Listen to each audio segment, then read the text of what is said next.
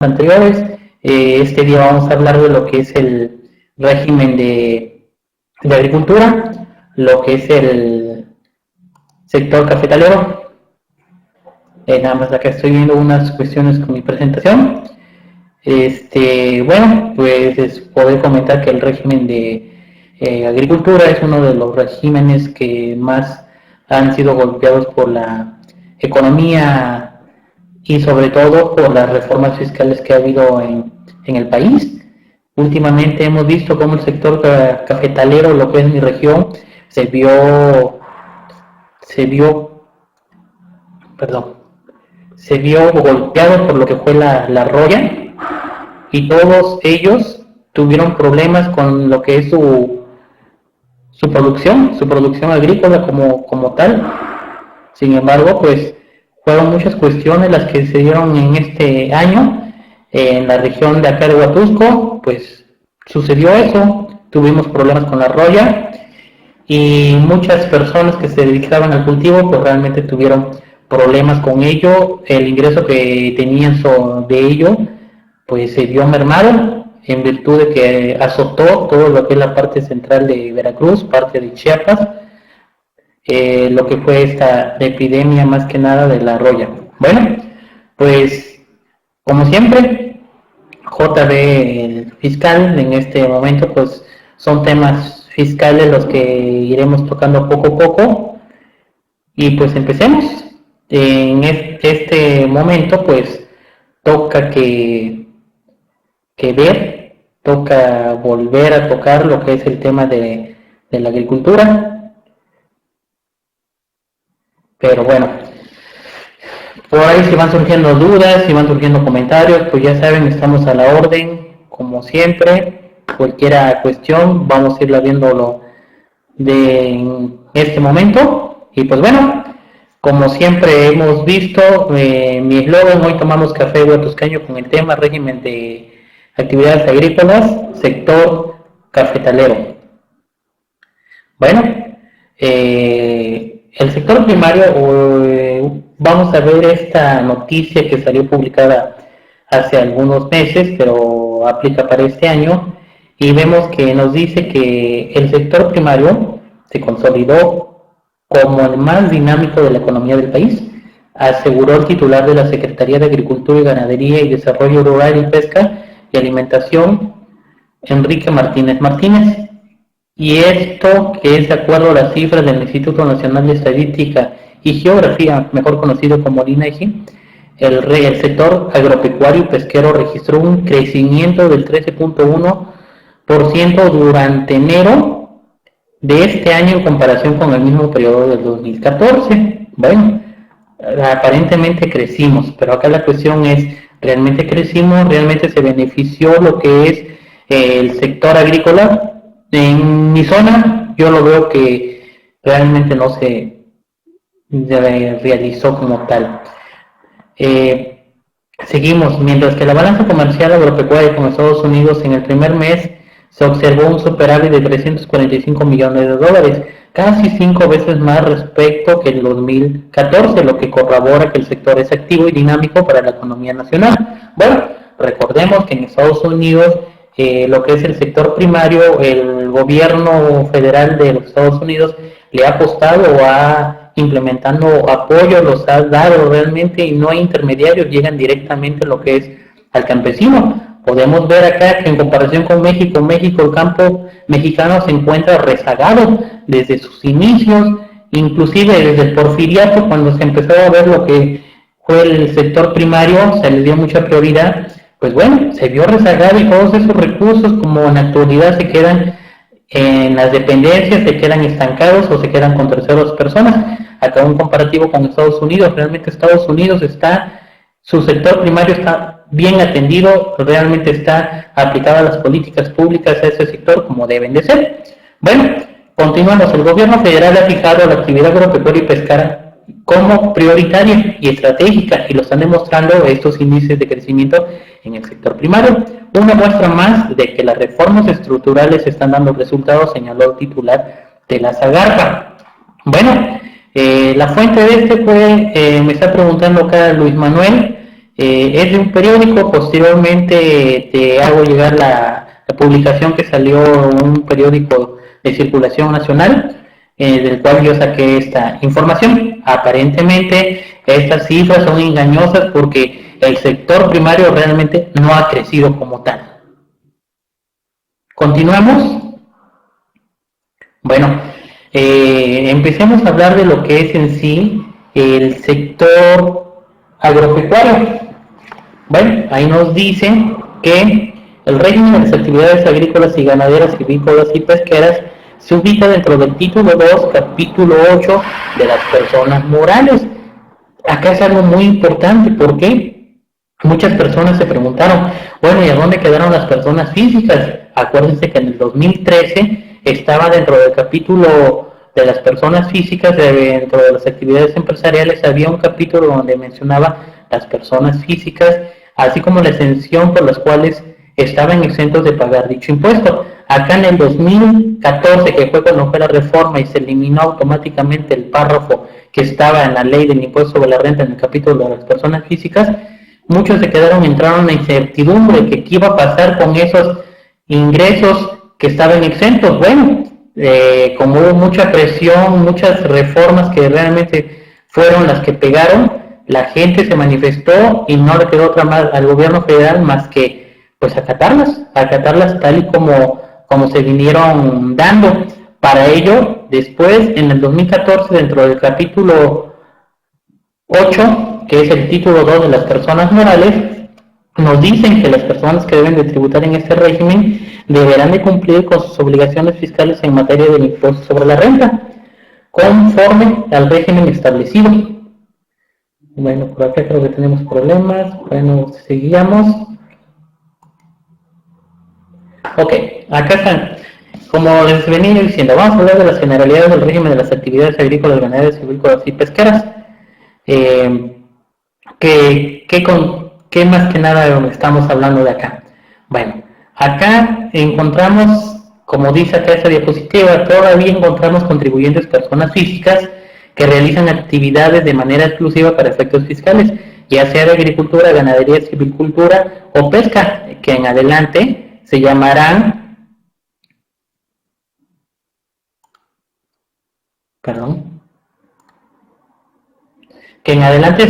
AGASPES, que es una abreviatura que determinarán el impuesto sobre la renta conforme a lo establecido en estas disposiciones fiscales.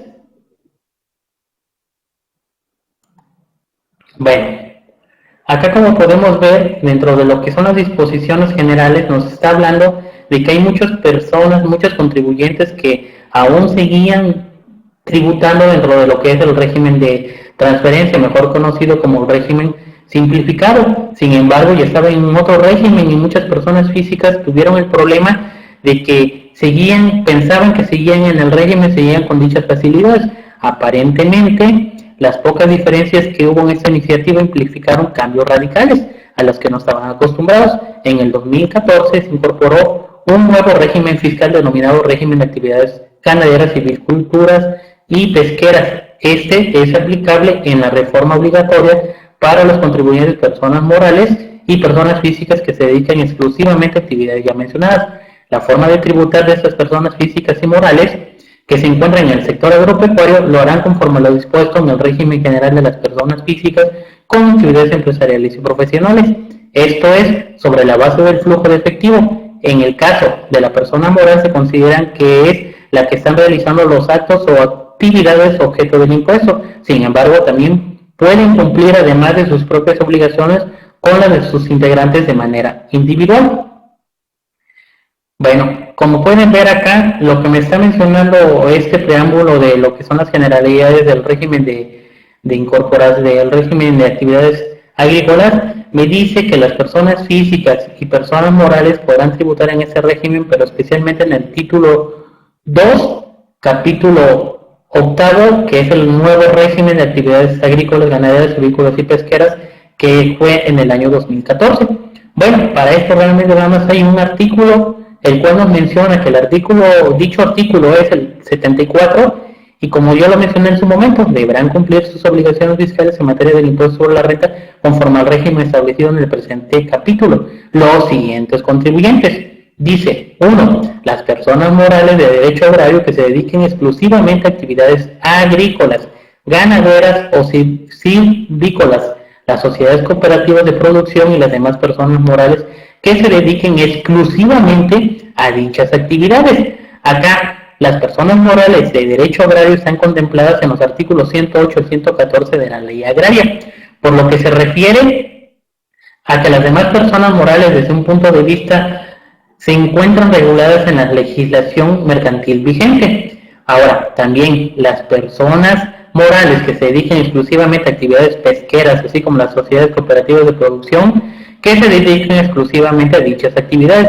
Estamos viendo que ese artículo 74 me está diciendo exclusivo. Bueno, también acá está lo más importante de las personas físicas que en el 2003 al 2014 decían, oye, si yo voy a seguir teniendo mis facilidades, claro, en este capítulo octavo, en esta fracción tercera me dice, las personas físicas que se dediquen exclusivamente a actividades agrícolas, ganaderas, silvícolas o pesqueras. Llama la atención que en el presente título denominado de las personas morales están reguladas las personas físicas que realizan actividades aquí mencionadas. Y aquí el fundamento de donde me dice que las personas físicas que tributen en el capítulo 2 de las personas morales tendrán la facilidad de deducir sus ingresos exentos conforme a los siguientes párrafos. Bueno, seguimos. En ese régimen fiscal del sector primario únicamente podrán tributar en los términos del capítulo 2, capítulo 8 de la ley de ICR, tanto las personas físicas y personas morales que se dediquen exclusivamente, ¿sí?, a las actividades agrícolas, silvícolas, ganaderas o de pesca. Entendemos, primeramente, para efectos del Código Fiscal de la Federación, que se entiende como actividades agropecuarias y es como lo señala el artículo 16 en las fracciones 3, 4 y 5 y las actividades comerciales, fracción 1 del ordenamiento. Bueno, acá séptima pregunta dice, en este artículo hacen revolturas de personas morales físicas, ¿qué caray? Bueno, pues es que realmente la autoridad o legisladores ya no tuvieron de otras, simplemente lo único que hicieron fue parcharlo y lo tenían que dejar dentro de la ley, porque si lo metían a través de una facilidad administrativa tal vez sí tenía peso, todos teníamos las facilidades de irnos a ellas. Sin embargo, si te das cuenta, acá se hizo una revoltura, como tú lo dices, de las personas morales que tributen en el capítulo octavo. Ahí están las personas físicas y las personas morales, pero bueno, son nuestros legisladores, ¿qué podemos esperar de ellos? ¿Realmente necesitan capacitación o realmente los asesores fiscales, que son los encargados de asesorar a los diputados, pues se me quedaron dormidos? Bueno, como seguimos acá, entonces vamos a ver lo que son las actividades agropecuarias de acuerdo al artículo 16 del Código Fiscal de la Federación. Dice, las actividades comerciales, que es el capítulo, fracción primera del artículo 16, dice, las comerciales son las que de conformidad con las leyes fiscales tienen ese carácter y están comprendidas en las fracciones siguientes. Acá hago mucho énfasis porque muchos me dicen, oye, yo soy agricultor. Ok, si eres agricultor, ¿qué haces? ¿Siembras, cultivas, cosechas? ¿O qué otra cosa haces? No, lo que yo hago es ir a comprar el producto al campesino de manera directa y yo lo vendo. Ok, entonces eres un comerciante, a ti ya no te aplica este régimen, tú vas a tener que tributar tus obligaciones conforme a otro régimen. Sin embargo, tú ya no vas a entrar dentro del capítulo 2, esta fracción octava, ya no vas a tener los beneficios de la sección de los ingresos. Tú vas a entrar dentro de los demás capítulos que no te marcan dentro de este régimen. Bueno, acá también nos dice, el Chiapas agricultor aplicó facilidades, claro, desde luego, las pudo haber aplicado, pero sin embargo, como todos esos tipos de productos agrícolas, llamémosle así, no son regulados por las leyes fiscales y las leyes legales, pues por lo tanto no puedo aplicar dicha facilidad, ni modo, no creo que va a tener que seguir en la economía informal. Pero bueno, seguimos. Dice, las industriales entendidas como la extracción, conservación o transformación de materias primas, acabado de productos y elaboración de satisfactores. Ojo, Número 3, las agrícolas, que comprenden las actividades de siembra, cultivo, cosecha y la primera enajenación de los productos obtenidos que no hayan sido objeto de transformación industrial. Bueno, acá está la clave. El mismo artículo 16 del Código Fiscal de la Federación me dice: todas las actividades de agricultura son aquellas que comprenden la siembra, cultivo, cosecha y la primera enajenación, siempre y cuando no hayan sido objeto de transformación industrial. Bueno, después veremos unos ejemplos en donde aplica la transformación industrial y en cuál no aplica. Y también me marca las ganaderas, que son las consistentes en la cría y engorda de ganado, aves de corral y animales, así como la primera enajenación de estos productos que no han sido objeto de transformación industrial. Seguimos. También este artículo 16 también me marca las actividades de pesca, que incluyen la cría, cultivo, fomento y cuidado de la reproducción de todas especies marinas de agua dulce, incluida la acuacultura, así como la captura y extracción de las mismas y la primera enajenación de esos productos que no hayan sido objeto de industrialización industrial. También están las silvícolas, que son las de cultivo de los bosques o montes, así como la cría, conservación y restauración y fomento y aprovechamiento de la vegetación de los mismos y la primera enajenación de sus productos, así que no hayan sido objeto de transformación industrial. Todo nos habla, si nos damos cuenta aquí, que nos dice, bueno, son la reproducción, son la siembra, son el cultivo, y te dice el mismo artículo 16, para que no caigas dentro del supuesto de la comercialización, y para que tú te consideres un agricultor, un productor, en el caso un ganadero, en el caso que me dedique a la actividad de pesca, en el caso de que me dedique yo a la actividad de mis bosques, siempre y cuando yo los cultive, siempre y cuando yo, bueno, los siembre, los cultive, y una vez que se llegue el producto, yo voy a enajenarlos, pero solamente la primera enajenación. Por eso es muy claro el código, en el artículo 16, fracción primera, me dice: las actividades comerciales se considerarán para sus efectos como tal. Sin embargo, hay una sección con las siguientes, que son las que acabamos de mencionar. Bueno, entonces, ¿qué pasa si yo me dedico a la compraventa, que yo soy un intermediario y yo caparo todos esos productos agrícolas, esos productos agrícolas y sobre todo que pertenecen al sector primario? Bueno, tú simplemente vas a ser un comercializador y te vas a dedicar a la compraventa y tú no vas a gozar de ninguna de esas facilidades. Bueno, Maricruz me dice, vamos para allá, dice: si en el 2014 obtuve ingresos por arrendamiento por 156,000, ingresos por agricultura por 926,000, puedo tributar en el régimen de agricultura para el 2016. Bueno, acordémonos que aquí cabría que sacar lo que es la proporción. Acá automáticamente, viendo lo que es el ejemplo, yo creo que nos pasaríamos aproximadamente en un 11% lo que es el régimen de arrendamiento y un 89% lo que es el régimen de agricultura. Bueno, acá me dice Germán, dice: ¿qué pasa cuando tenemos arrendamiento 10%, salarios por pensión 60 y ganadería por 30? ¿En qué régimen aplique? ¿Qué facilidades tendría? Bueno, acá automáticamente yo saldría dentro de lo que es el régimen del sector de agricultura, porque acuérdense, acá vamos a mi siguiente lámina, que esa es la clave de todo. Dice: los contribuyentes dedicados exclusivamente a actividades agrícolas, ganaderas, pesqueras, silvícolas, exclusividad para poder tributar en este régimen. Dice: se consideran contribuyentes dedicados exclusivamente a las actividades agrícolas, ganaderas, pesqueras, cuyos ingresos de dichas actividades representen cuando menos el 90% de sus ingresos, sin incluir los ingresos por la enajenación de activos, activos fijos y terrenos de su propiedad en el estado afectos a su actividad. Acá, contestando la respuesta a la pregunta que me hacían, bueno, me están diciendo que tienen ingresos por arrendamiento, ingresos por agricultura. Simplemente habría que sumar los ingresos del arrendamiento más los de la agricultura y sacar las proporciones.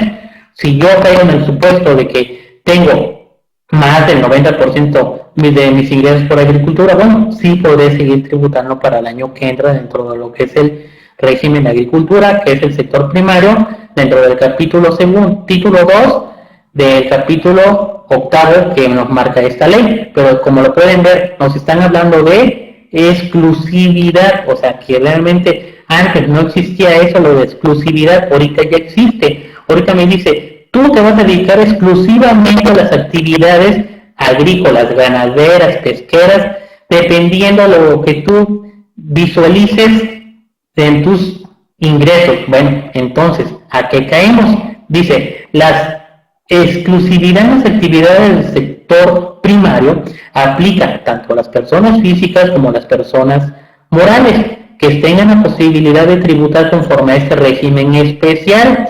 En virtud de la inclusión de las personas físicas en el presente capítulo y dada la definición de exclusividad antes mencionada, las personas físicas que además de las actividades empresariales del sector primario obtengan ingresos por los capítulos del título cuarto de la ley de ICR. O sea, nos están hablando de las personas físicas y los demás ingresos. Acá, si te das cuenta, lo que es, me están diciendo que para que yo pertenezca en el régimen tengo que estar exclusivamente dedicadas a ellas. Bueno, hay dos supuestos, que es una actividad preponderante y que es una actividad exclusiva. Empecemos. La actividad preponderante se considera actividad preponderante aquella actividad económica por las que en el ejercicio de que se trata el contribuyente obtenga el ingreso superior respecto de cualquiera de sus actividades. Los contribuyentes que se inscriban en el Registro Federal de Contribuyentes manifestarán como actividad preponderante aquella por la cual estimen que obtendrán el mayor ingreso en términos del primer párrafo de este artículo. El Servicio de Administración Tributaria publicará en el catálogo de actividades económicas en el Diario Oficial de la Federación y a través de su página de Internet. Ahora, ¿qué es una actividad de exclusividad? Aquellos cuyos ingresos por dichas actividades representan cuando menos el 90% de sus ingresos propios totales, sin incluir los ingresos por enajenación de activos fijos y terrenos de su propiedad que hubiesen estado afectos a dicha actividad. Bueno, acá tenemos la diferencia entre actividad preponderante y actividad exclusiva. Yo creo que la actividad preponderante la maneja mucho el SAT. Cuando nos vamos a dar de alta, ¿cuál va a ser tu actividad preponderante? Tal. Bueno, ¿cuál va a ser tu actividad exclusiva? Yo creo que la actividad exclusiva ya se va a dar conforme vamos nosotros obteniendo los ingresos, porque yo si me di de alta en una actividad preponderante que es la siembra y cultivo de café, en el caso del ejemplo de lo que vamos a hablar, y mi actividad exclusiva durante ese año fue por plátano, un ejemplo, fueron el 90% más de mis ingresos por plátano y el 10% fue simplemente por café, bueno, pues no me afecta porque nada más me está diciendo cuál es tu actividad preponderante. Sin embargo, para los efectos de esta fracción que me dice exclusividad, yo seguiré dentro del dicho régimen porque yo me sigo dedicando a la siembra y cultivo, ya sea en los diferentes productos que yo realice. Bueno, seguimos entonces.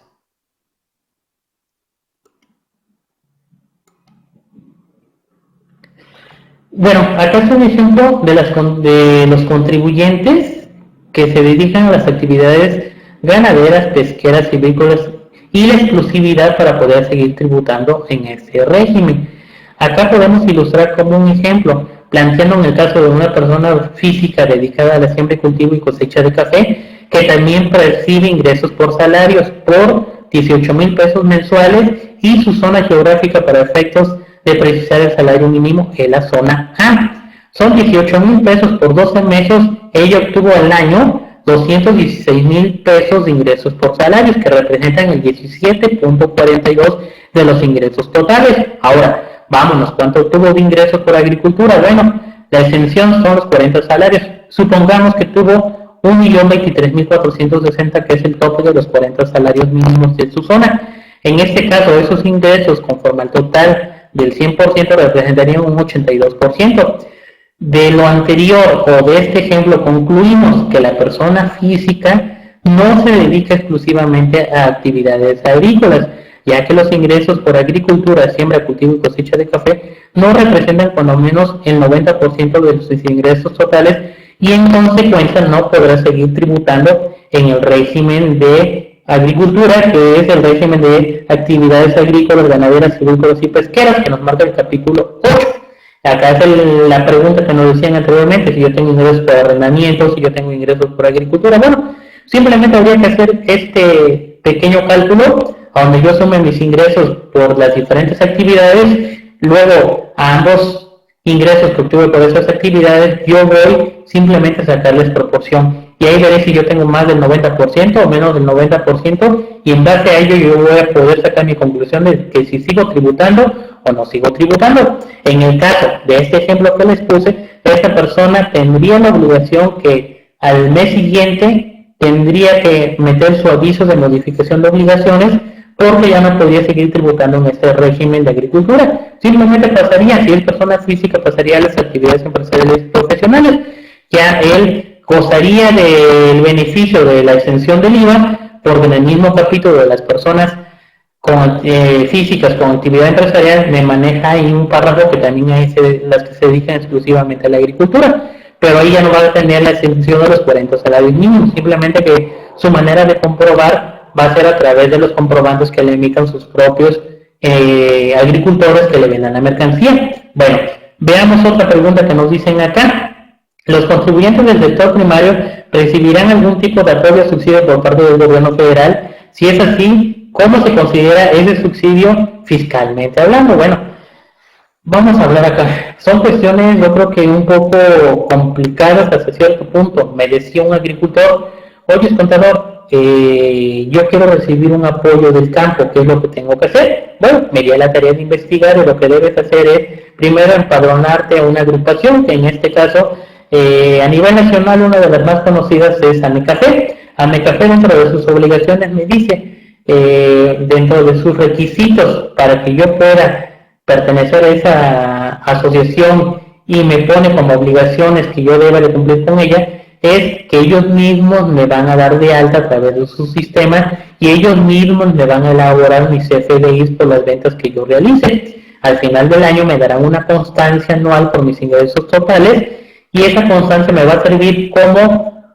un comprobante de que yo sí tributé dentro del régimen de agricultura, y por ende se enlaza con las secretarías de agricultura, que son las que a veces tienen los apoyos para el sector del campo, y con ello compruebo que sí realicé dichas actividades, porque se puede dar el caso que yo como contador me doy de baja como las actividades de servicios profesionales y me dedico a la agricultura. Me dicen a AMECAFE, ¿sabes qué? No se puede, porque tú tenías que haber iniciado exclusivamente desde la primera vez a las actividades de agricultura. En este caso, bueno, entonces, ese ingreso que yo reciba por parte del gobierno federal, en la misma convocatoria con letras chiquitas, hasta abajo luego dice, este apoyo gubernamental no gravará y ni acumulará para ingresos de efectos sobre la renta. ¿Ok? O sea que la clave está dentro de lo que es la convocatoria, dentro de lo que es el apoyo del programa. Muchos apoyos gubernamentales que dan son a fondo perdido, y ahí mismo en la convocatoria te dice que dichos ingresos o apoyos que se te darán no serán acumulados para efectos del impuesto sobre la renta. Ahí está contestada tu pregunta, Sergio, de Reynosa. Y si se está así, ¿cómo se considera el subsidio fiscalmente hablando? Bueno, pues la clave está en lo que es la convocatoria. En la convocatoria de los apoyos gubernamentales está donde me dice si acumula o no acumula. De lo contrario, si no me dicen dicha convocatoria, no me hace la aclaración, tendría yo que acumularlo forzosamente. Pero ¿qué pasaría acá? Tendría yo que sacar también lo que es en mi proporción para ver si podría yo seguir tributando. Pero hablando del sector de agricultura, la mayoría, un 99%, no acumulan para efectos del impuesto sobre la renta, siempre y cuando sean apoyos federales. Bueno, pues ya tocamos el tema de lo que es la exclusividad. Bueno, ¿qué obligaciones tienen las personas morales que tributan en este régimen? Dice, las personas morales a que se refiere este capítulo cumplirán conforme a la ley, conforme a lo dispuesto de la sección primera y capítulo 1, o sea, realizarán pagos provisionales si son personas morales, y las personas físicas y morales dedicadas a la realización de actividades del sector primaria, referidos en este capítulo, podrán realizar pagos provisionales de ICR en forma semestral, conforme a la regla 1.3 de la resolución de facilidades administrativas vigente para el 2015. Bueno, ¿qué pasa acá? Hay muchas personas físicas que tienen la opción de declarar de manera anual o de manera semestral. Acá muchos declaran de manera semestral para efectos de lo que es el IVA, porque muchos agricultores solicitan lo que es la devolución del IVA y aplican esta regla, lo que es la regla 1.3. Sin embargo, si optan por presentar pagos provisionales, tendrán que avisarle al SAT. Bueno, seguimos. Otra pregunta que me dice Rodolfo Flores, dice, a ver, entonces los que tengan exclusivamente ingresos del sector primario, pero sus ingresos no exceden de los 40 salarios mínimos, ¿cuáles son sus obligaciones fiscales y cómo deben de llevar su contabilidad? Dice Juan, y en el caso del llenado de la declaración anual del sector primario, ¿en qué rubro debo manifestar ese subsidio?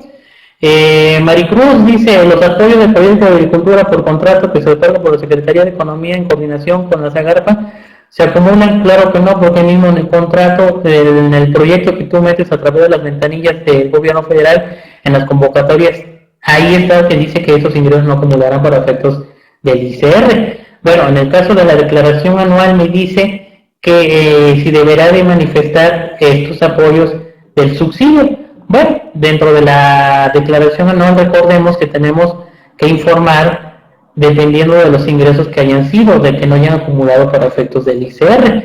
En este caso, dichos apoyos en las zonas se dan por hectárea. Bueno, son apoyos de 2.000, 3.000, 4.000, 5.000 pesos. Sin embargo, en la declaración anual se deberán de manifestar dentro del apartado de información que viene al inicio.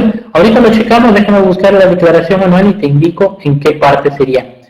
Ahora, ¿cómo deberán llevar su contabilidad? Bueno, ellos llevarán una contabilidad simplificada, que quiero decir, llevarán un libro de ingresos y egresos en el cual irán registrando sus ingresos y deducciones conforme a las disposiciones fiscales. ¿Están obligados a llevar contabilidad? Sí, siempre y cuando las actividades que realicen ellos sean de actividad comercial o sean actividades exclusivamente de la agricultura, que más adelante veremos. Bueno, continuamos. Yo creo que ahorita están surgiendo muchas preguntas que conforme a la marcha iremos resolviendo. Régimen de actividades agrícolas, sector cafetalero. Bueno, la historia del café, ya hablando de lo que es el café, bueno, tiene su origen del café. Una de ellas dice que en el año de 1140 en Abyssinia se dieron cuenta de que sus cabras se ponían muy inquietas y se dieron a la tarea de investigar y descubrieron que comían unos frutos rojos que se daban en unas matas. Los pastores tomaron, los prepararon una bebida caliente para protegerse del frío nocturno del desierto, y se dice que esta bebida nació entonces a la cual conocemos como café. El café llegó a México hace 200 años, entrando por Veracruz desde Cuba durante el Porfiriato. Hubo grandes fincas especializadas que posteriormente se convirtieron en pequeños productores, en su mayoría de origen indígena. El café en el mundo, bueno, hablando ya de estadísticas dentro de lo que es el café, en el 7º país productor y exportador de café del mundo, podemos ver que países como Brasil, Indonesia, Etiopía, Colombia e India, con un volumen de producción que oscila entre los 4 y 5 millones de quintales de café verde, y Arábiga el 4% de robusta. México, a pesar de ser uno de los que más producen café, tiene uno de los consumos más bajos, es decir, 1.2 kilogramos per cápita. Esto probablemente por la falta de difusión. Bueno, México en el mundo es el 7º productor. El café de Colombia es muy sabroso y respetable, sí, siempre y cuando lo hayas probado. Nuestros cafés de México realmente no tienen nada en comparación con el café colombiano. Tienen la misma calidez, tienen la misma acidez, tienen la misma fermentación, tienen todos los detalles que tiene el café colombiano. Es muy bueno. Bueno, hablando de lo que es el café, esa es una historia de lo que es el café prácticamente, porque estamos hablando de lo que es el café. Bueno, tipos de café en México se clasifican por altura, lavado, naturales, siendo las principales variedades el arábiga. En México, ¿en cuántos estados se siembra? Bueno, en 2 estados, que son Chiapas, Veracruz, Puebla, Oaxaca, Hidalgo, San Luis Potosí, Nayarit, entre otros. En este caso, lo que es el estado de Chiapas ocupa el primer lugar como productor agrícola, ya que este es uno de los principales productores. Veracruz queda en el segundo lugar. Ahora, veamos qué tanto genera empleos el café. Bueno, el café ocupa el primer lugar como producto agrícola, generando de divisas y empleos en el medio rural. Por las características del cultivo, emplea para sus labores de limpia, cosecha y beneficios del grano, tanto de mujeres como hombres y niños que conforme a su familia van ayudando. De acuerdo con cifras de la Secretaría de Agricultura y Ganadería, más conocida como la SAGARPA, en México, más de 500,000 familias se dedican a la producción del café en 700,000 hectáreas de cultivo en 391 municipios de los 2 estados del país. Bueno, Calvin me dice, nada más parte de la idea que el comercializador compra y vende en el sector primario productormentamente. Bueno, continuamos entonces. Y yo creo que vamos a ver ya lo que acá me están preguntando. Bueno, ¿cuál es el cumplimiento de las obligaciones fiscales del sector cafetalero?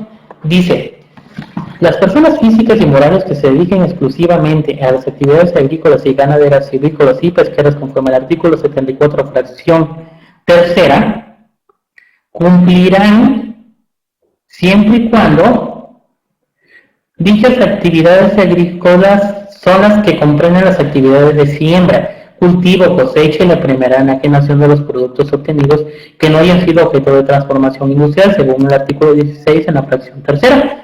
Como aquí podemos ver, todo lo que es el proceso del café se corta, se seca dentro de lo que son los asoleaderos dentro de la región, posteriormente se mortea, ¿sí? O sea, se le saca lo que es la pulpa, la cáscara, posteriormente lo que se hace es quitarle todos los demás curtículas y ya posteriormente se seca. Bueno, acá en sí lo que me dice lo importante que debemos de tomar es, bueno, si soy cafeticultor, ¿pagaré o no pagaré? Bueno, eso me habla dentro del mismo artículo 74 en la fracción tercera, cuarto párrafo, me habla de los ingresos exentos, que dice, las personas morales que se dedican exclusivamente a las actividades agrícolas, ganaderas, silvícolas o pesqueras no pagarán el impuesto sobre la renta por los ingresos provenientes de dichas actividades hasta por un monto en el ejercicio de 20 salarios mínimos generales correspondientes al área geográfica del contribuyente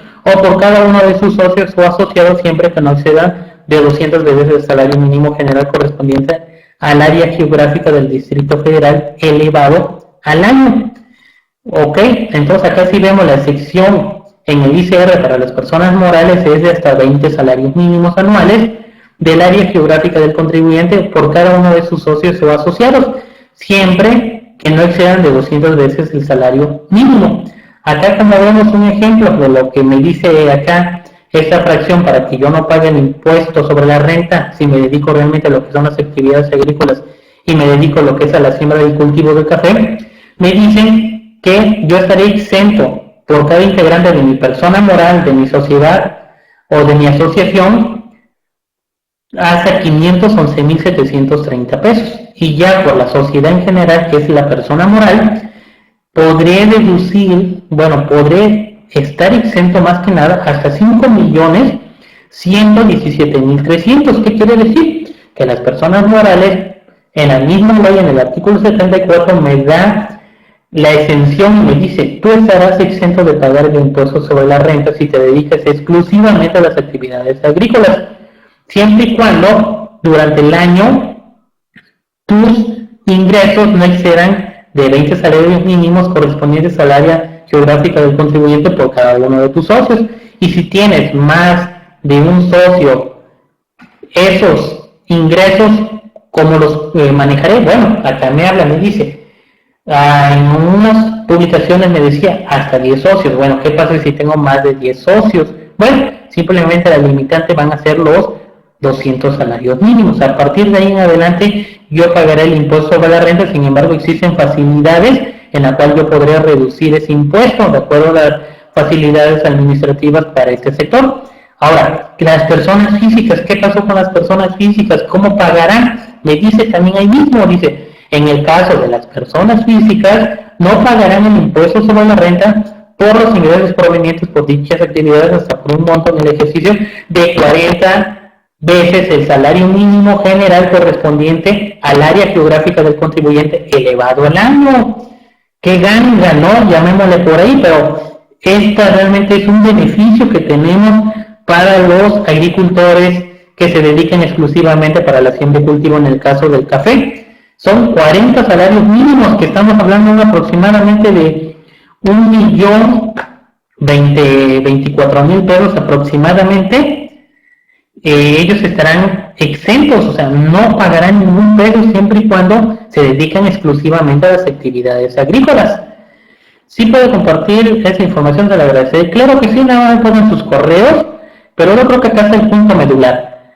Sector cafetalero, ¿cuándo pagarás y cuándo no pagarás? Bueno, si te dedicas exclusivamente a las actividades agrícolas, tú no vas a pagar el impuesto sobre la renta si eres persona moral hasta por 200 salarios mínimos, siempre y cuando tengas más de 10 socios, porque me dice que por cada socio son 20 salarios mínimos generales del área. Las personas físicas, que es lo que nos interesa realmente, porque la mayoría son personas físicas, son 40 salarios mínimos elevados al año, que aproximadamente nos da 1.000.000 de pesos hacia arribita, de acuerdo al área geográfica en que me ubique. En este caso yo puse el ejemplo en base al salario mínimo del Distrito Federal.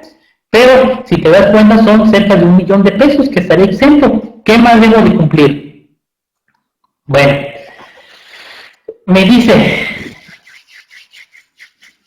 ¿qué tengo que hacer? Bueno, para empezar, me debo de inscribir. ¿Cómo me inscribo? ¿De manera individual o a través de una administración local del contribuyente? En manera individual hay una facilidad que me dice que a través de un proceso de registro de productores por parte de los comercializadores e industrializadores que adquieran sus productos. ¿Qué quiere decir? Que si yo pertenezco a Mecafé, a una asociación de cafeticultores, ellos me podrán dar de alta por primera vez, siempre y cuando yo no haya dado de alta por primera vez. En este caso, yo tengo opciones: que me inscriban los que me compran el café, o ir directamente a la administración local de recaudación que esté de acuerdo a mi zona, que me toque.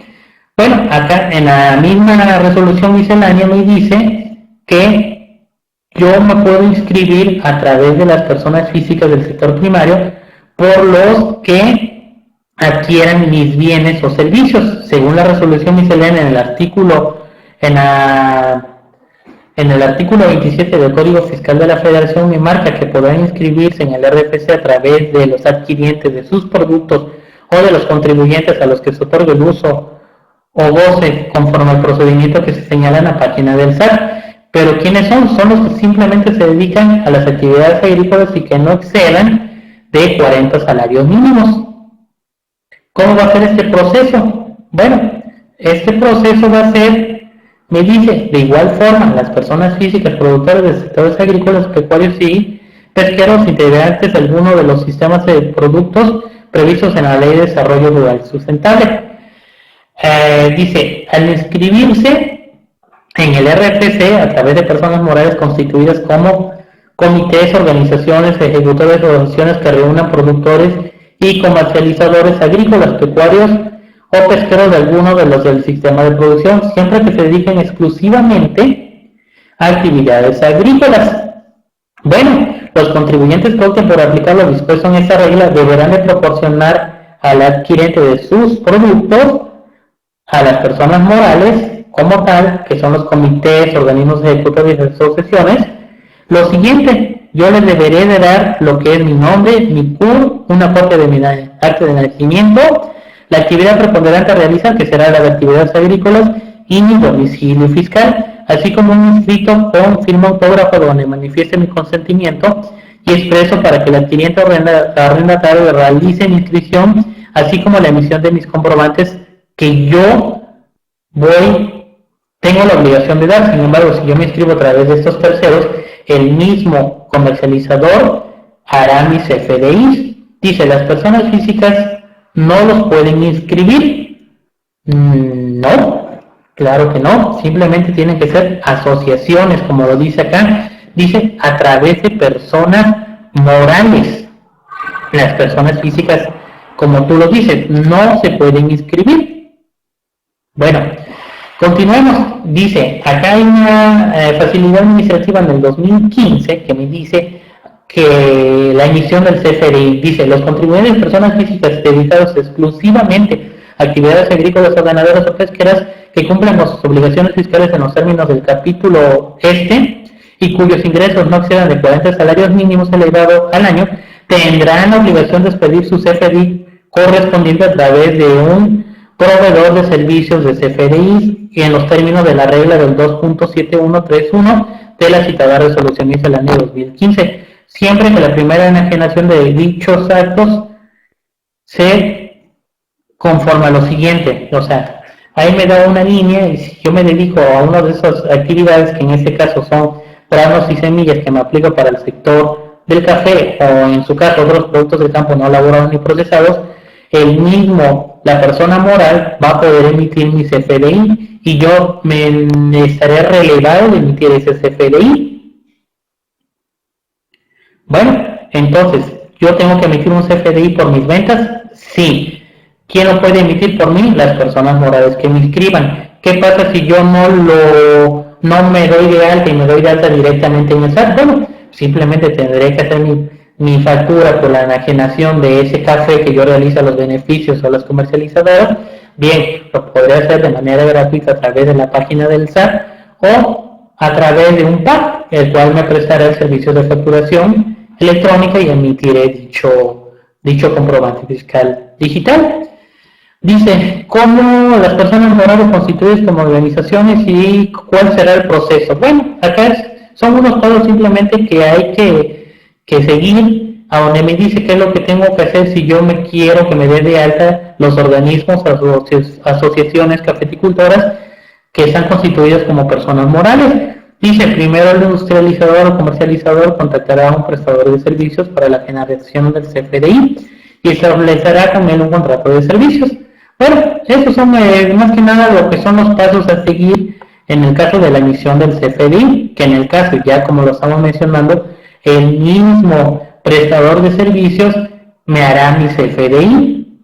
Dice, ¿quién será el PSG CFDI? Dice, el prestador autorizado será el que será más que nada el industrializador que elija de entre aquellos publicados en la página de SAT. O sea que me dice que todas aquellas personas morales que tengan autorización para poder emitir los CFDIs a través de las enajenaciones de las adquisiciones de productos que ellos adquieran, ellos mismos van a poder realizar el CFDI siempre y cuando en la página del SAT se encuentren autorizados.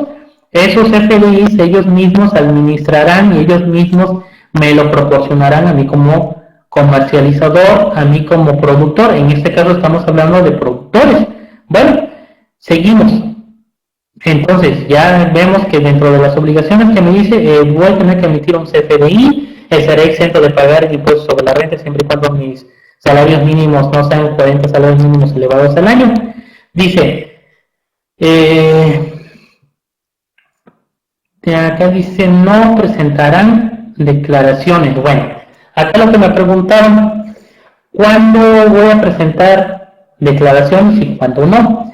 Dice, exención de personas para personas físicas y opciones de facilidades para personas morales, conforme a las facilidades administrativas. Dice, para los efectos del 11º párrafo del artículo 74 de la ley del ICR, las personas físicas dedicadas exclusivamente a actividades agrícolas, silvícolas, ganaderas o pesqueras que hayan obtenido ingresos en el ejercicio fiscal inmediato anterior y no hubieran sido por un monto de 40 salarios mínimos del salario mínimo general del área geográfica elevado al año, se encuentran exentas de ICR. Dice, los contribuyentes que se refiere el primer párrafo de esta regla no serán obligados a presentar declaraciones de pago provisional y anual del impuesto sobre la renta por los ingresos propios de su actividad, incluyendo las declaraciones de información por las cuales no se realizan, así como la correspondiente del IVA.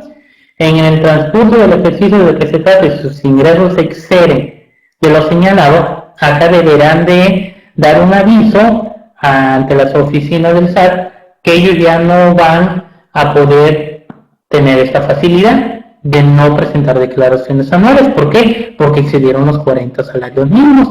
Sin embargo, dice, las personas morales dedicadas exclusivamente a actividades agrícolas, ganaderas, pesqueras que no realizan actividades empresariales por cuenta de sus integrantes podrán aplicar las facilidades a que se refiere esta regla anteriormente mencionada. O sea, que si yo me dedico a las actividades ganaderas, agrícolas al 100%, también estoy exento de acuerdo a esta facilidad administrativa que es la 1.7, estaré relevado de presentar mis declaraciones tanto del impuesto sobre la renta como del impuesto al valor agregado. Dice Germán, dice, si excedemos en el 2014 los 40 salarios mínimos generales, para el 2015 ya no aplica la exención.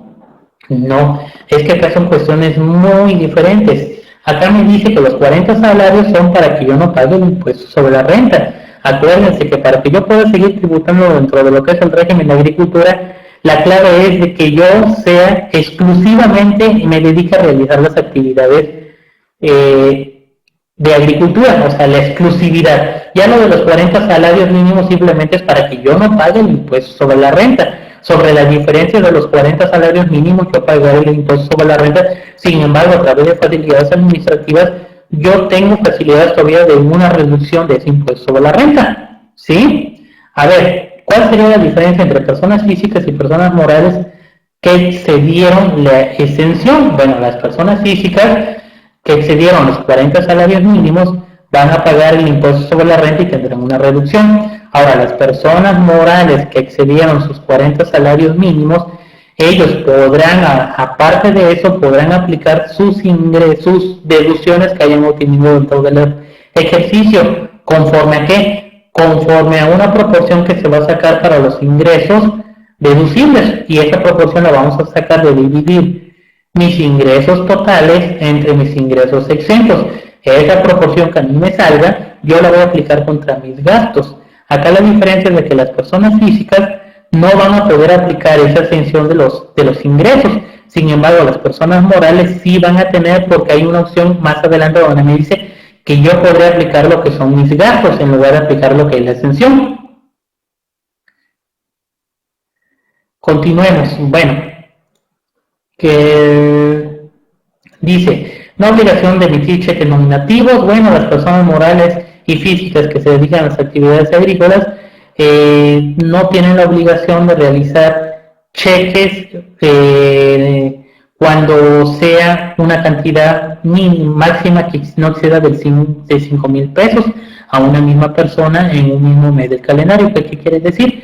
Que yo podría realizar gastos en efectivo menores a 5,000 pesos. Si son 5,000 pesos más arriba, yo estaré obligado a realizar esos cheques. Sin embargo, me dice a veces que yo esas emisión de cheques estaré relevado de emitirlos cuando dentro de mi área, dentro de mi domicilio fiscal, no haya dependencias bancarias. ¿Qué quiere decir? Que si yo me encuentro a 100 kilómetros y no hay ningún banca, yo no estoy obligado a realizar cheques nominativos.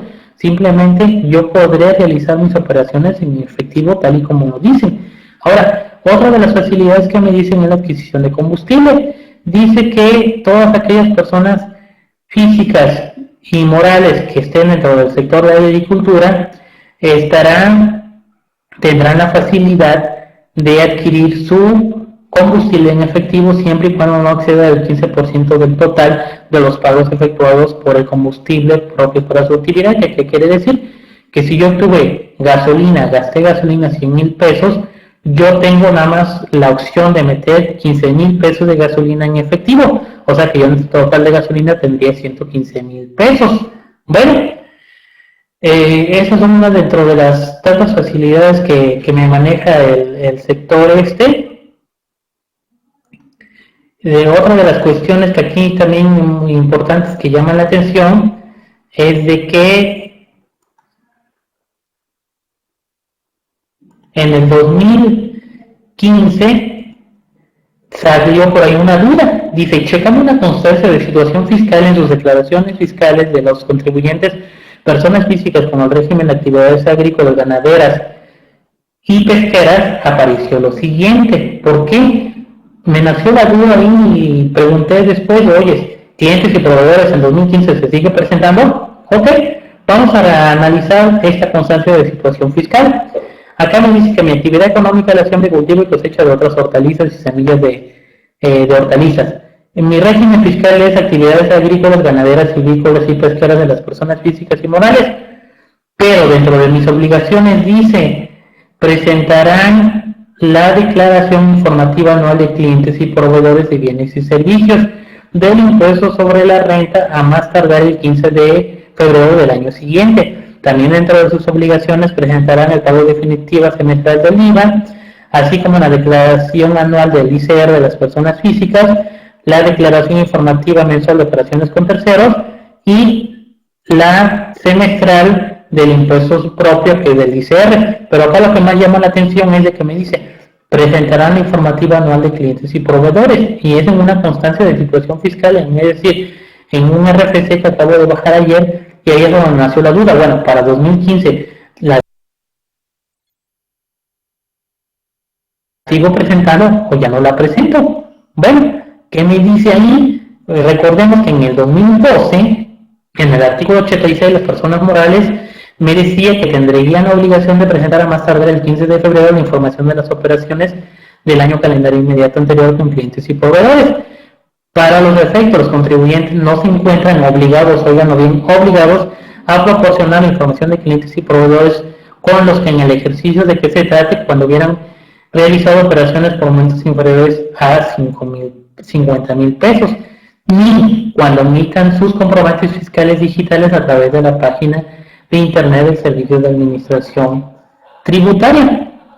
Bueno, entonces, ¿qué sucedió? Si, bueno, esta ley ya quedó del 2012, pero hoy me da un punto claro, me dice que si yo estoy emitiendo mi CFDI, yo ya no estaría obligado a presentar lo que es mi declaración de clientes y proveedores, porque con la simple emisión de mis comprobantes fiscales digitales a través de la página de internet del Servicio de Administración Tributaria, no tendré la obligación de presentar la información señalada en el artículo 86, que en este caso me marca que son la declaración de clientes y proveedores. Entonces, ¿qué pasa con esas constancias que ahorita estamos sacando y me dicen que tengo que presentar clientes y proveedores? Bueno, ahí simplemente es un error de la administración que no ha depurado esa obligación, pero lo que es la declaración de clientes y proveedores que me decía que presentaba cada año, para el 2015-2014 ya no se va a presentar. Bueno, seguimos. Dentro de otras obligaciones fiscales del sector cafetalero también existe la opción de no aplicar la deducción ciega, es decir, de los 40 salarios mínimos para personas físicas y los 200 salarios mínimos para persona moral, y podrán aplicar las deducciones que corresponden. En este caso, esa regla es la 3.31.25, que es la regla de resolución miscelánea para el 2015, en el cual me dice que las personas físicas que se dediquen exclusivamente a actividades agrícolas, ganaderas, podrán deducir sus gastos e inversiones que reúnan requisitos fiscales sin aplicar la proporción derivada de los ingresos exentos, siempre que acumulen en el ejercicio de que se trata el monto de sus ingresos totales. Bueno, que esta opción muchos lo utilizan para lo que es la devolución del IVA. Muchas personas solicitan lo que es el IVA y ellos se van por esa opción porque a veces sus deducciones son mayores a los 40 salarios mínimos para personas físicas y 200 salarios mínimos para las personas morales. Dentro de esta regla se caracteriza por eso, o sea que yo podría aplicar o no la exención de los 40 salarios mínimos. ¿Y qué pasa? Ahora, viendo lo último ya para concluir, dice, pregunta, yo tengo una bodega a donde les compro a los agricultores y después lo vendo. ¿Soy agricultor? A esto yo lo considero que no es agricultura, ya que de acuerdo al artículo 16, fracción primera del Código Fiscal de la Federación, esto realmente es una actividad comercial, es una actividad de compra-venta. Entonces, ¿cómo voy a tributar? Bueno, dentro de lo que me dice la ley, me da diferentes opciones. Me dice, y los que se dedican a las actividades comerciales en el régimen de actividades agrícolas, ¿cómo tributan? Bueno, las personas físicas podrán tributar en los siguientes regímenes. Conforme al capítulo 2, dice, los ingresos provenientes de actividades empresariales y profesionales de la sección primera, que son las personas físicas con actividades empresariales y profesionales.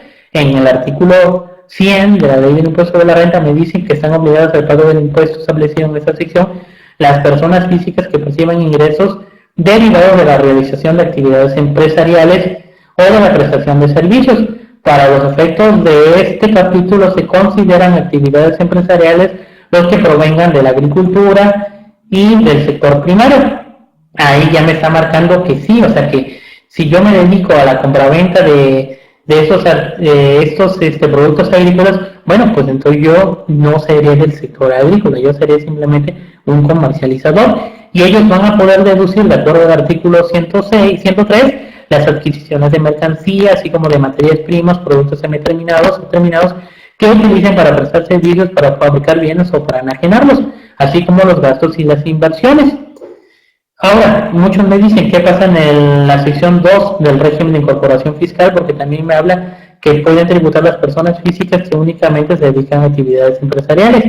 Bueno, a título personal opino que no traían acá los del sector de agricultura, dado por la mención en la fracción que simplemente ellos se deben de dedicar a la agricultura, o sea, una exclusividad, y hablando de exclusividad ya me lo marca dentro del título 2, capítulo octavo de las personas físicas y morales del régimen de agricultura. Entonces, los del régimen de incorporación fiscal entran como agricultores. No, la respuesta, ellos no van a poder entrar dentro de dicho régimen. Bueno, ya para concluir, antes de concluir, voy a leer, acá dice, mi pregunta es, ahora, ¿en qué régimen debo de presentar la declaración anual?